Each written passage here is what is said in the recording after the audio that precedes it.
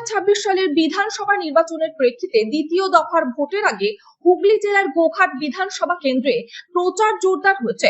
এই আবহে বিজেপি মনোনীত প্রার্থী প্রশান্ত দিগারের সমর্থনে আজ কেন্দ্রীয় প্রতিরক্ষা মন্ত্রী রাজনাথ সিং গোঘাটের বেত্রা এলাকায় নির্বাচনী প্রচারে অংশ নেন।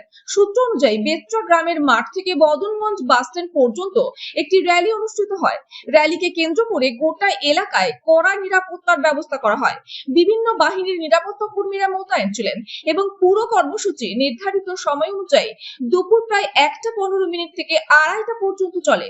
স্থানীয় বাসিন্দাদের একাংশ রাস্তায় দাঁড়িয়ে র্যালি প্রত্যক্ষ করেন এবং কেন্দ্রীয় মন্ত্রীর এক ঝলক দেখতে ভিড় জমে।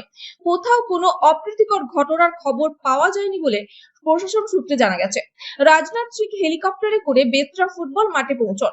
সেখান থেকে গাড়ি বহর নিয়ে র্যালিতে অংশ নেন। পুরো কর্মসূচি শান্তিপূর্ণভাবে সম্পন্ন হয়েছে।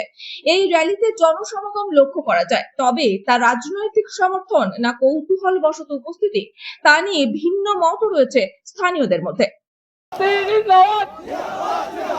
এই গোঘাটের মাটিতে উনি আজ এসেছেন আমাদের সমস্ত কর্মী কার্যকর্তাদেরকে উদ্বুদ্ধ করতে, শক্তি দিতে, যে আগামী যে 26-এ লড়াই চলছে, 4 মে এবং 29 এপ্রিল যে ভোটদান হবে, আমাদের সমস্ত কর্মী কার্যকর্তারা এক জোশ আলাদা পাবে, যার মধ্য দিয়ে এই গোঘাট থেকে আমরা তৃণমূলকে মুছে ফেলবো।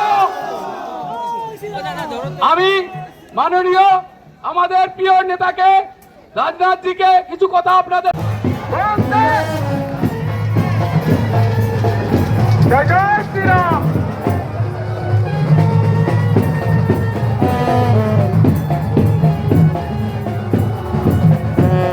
ভারত মাতা কি, ভারত মাতা কি।